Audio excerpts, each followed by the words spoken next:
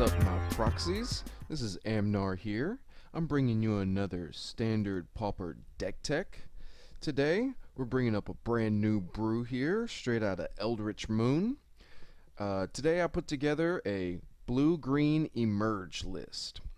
I saw a video earlier from MtgGoldfish playing a standard deck that was blue-green emerge, and it looked like so much fun that I just was inspired to build my own version of the deck. So I'm going to go ahead and run you through my card selection. We're running 23 lands. It's a pretty good number. We're running here 8 forests, 4 islands, and 8 forests, 11 islands, and 4 of the evolving wilds.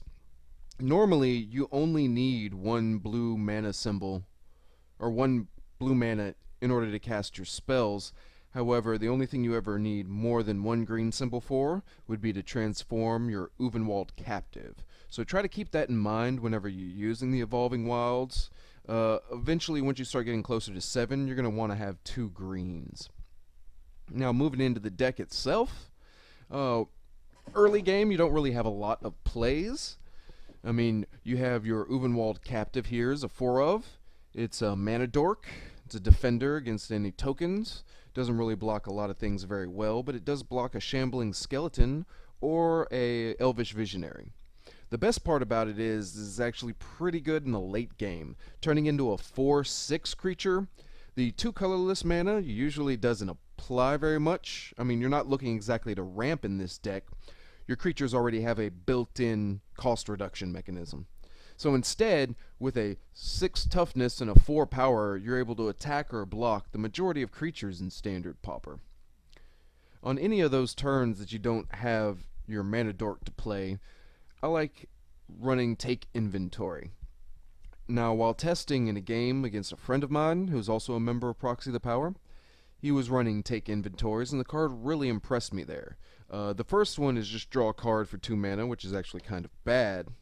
The second, however, is Divination for only 2 mana, and each one you run past that has a greater effect. These can do really well in both the early game, helping you find some kind of curve filler that you might need, or finding an extra land, or in the late game can actually help refill your hand. I also believe that if you're going to run Take Inventory, you should probably run all 4, because each one you take out makes every other Take Inventory that much worse. So it kind of multiplies itself. For the other creatures, we have our token makers. I ended up going with Eldrazi's Sky Spawner, the Scion Summoner, and the Eyeless Watcher here to make a whole bunch of tokens. The main thing with the deck is you wanted to play creatures whenever you sacrifice them to emerge. They hopefully either had an enter the battlefield effect or a go to the graveyard effect. That way, even though you lose your creature, you still have some kind of value on the board. I decided to run the token makers. The Scion Summoner is pretty good. 2 power allows you to attack through skeletons, and so a couple of other chump blockers that are commonly being run in the format. The Eyeless Watcher costs 4, which is amazing when combined with your Emerge, allowing you to tap less mana, cast more creatures, and sacrifice sort of less. Of course, my favorite is the Eldrazi Sky Spawner.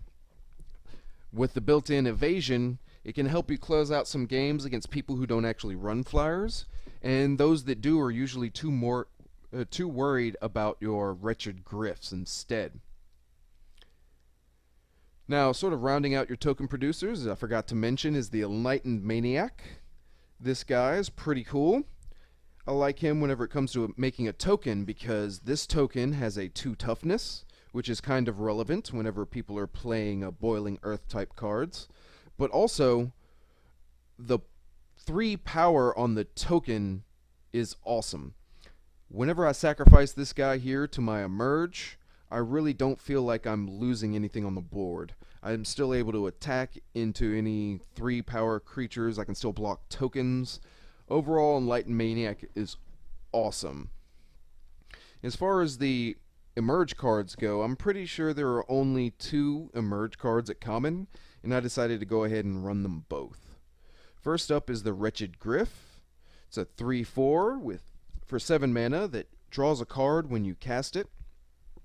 This card is already being compared to a Spire Golem in Classic Pauper. Now there, a Spire Golem is a 2/4 creature with flying, however is one of the better, I'd say, late game creatures for a mono blue Delver. With a 4 toughness, it's really hard creature to kill in Pauper.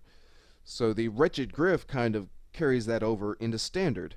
With a 3 power, he's able to attack into... Oh, just drew a blank. Your Vulturous Haven. He's able to attack into Vulturous Haven, and he even can attack and kill a Jwar Island Avenger, the 3/3 flyer that's been played recently. And at a 4 toughness, he's also a pretty good blocker. The other guy is It of the Horrid Swarm. Whenever you cast this one, it makes you 2 green insect tokens, which are okay. It's really nice, though, to have another 4 power or 4 toughness creature. Just having another creature that can dodge a complete disregard is pretty nice. When choosing the creatures to sacrifice in this deck, I went with a token theme so that I could have a sort of combo effect with Might of the Masses. I mean, I generally want to use my creatures to make as many tokens as possible and then emerge a creature early, applying pressure. Usually once an emerge creature comes out, people are more focused on that and don't really worry about the tokens, so they build up into a point to where you can attack, and whichever one's unblocked ends up getting roughly +8/+8. It's a cool card, but not so good against anything with an instant speed removal. Now I'm bringing you this deck tech after I went ahead and played the matches, so I kind of have a better idea here for the sideboard. This one right here is the sideboard that I ran for the tournament. And this is also the sideboard that you'll see in the videos. Oh, scratch that and reverse it. Let's see. Originally, I was running Sigiled Starfish in the sideboard. Originally, I was running 3 for any of the grindier matchups, sort of like I was expecting maybe a blue-black control. Unfortunately, I never sided them in. Instead, the negates ended up coming in for a control match. I've got a Pulse of Marasa here in case you come up with red decks or things that can get rid of your creatures, but not exiling them.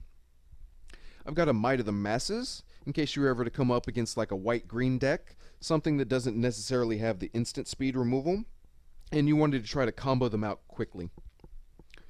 I ended up going with 3 of the Caustic Caterpillars, able to take out any equipments in case people are still running the Censor, or they can take out your Pacifism effects. For another removal option, I ended up choosing an Epic Confrontation. Also, that was another card I generally didn't side in at all.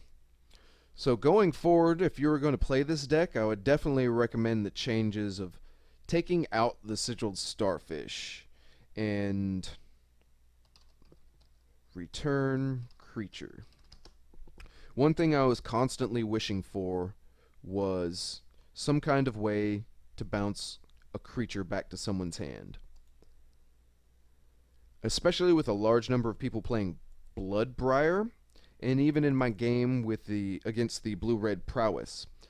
Being able to bounce something with a +1 counter back to the person's hand and sort of reset it was what this deck was really missing.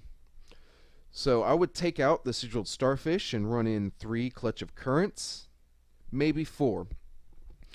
And as for the removal, instead of the fight cards, I would probably bring in a Claustrophobia. I'm still undecided on to what removal would work best. However, I think we did pretty good. Otherwise, please stay tuned for the videos coming up. Sorry about the little delay, and I hope to be bringing you more videos very shortly. Please like and subscribe, and I'll catch you later.